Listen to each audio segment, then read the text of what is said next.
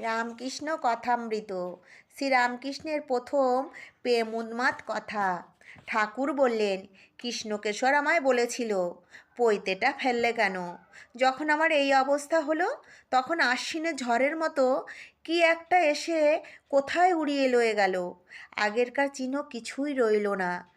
হুঁশ নাই, কাপড় পরে যাচ্ছে, তা পইতে থাকবে কেমন করে? আমি কৃষ্ণকেশরকে বললাম, তোমার একবার প্রেম উন্মাদ হোক, তাহলে তুমি বোঝো। তাই হলো। তার নিজেরই উন্মাদ হলো। তখন সে কেবল ওং ওং বলতে বলতে একঘরে চুপ করে বসে থাকতো। সকলে মাথা গরম হয়েছে বলে কবিরাজ ডাকলে।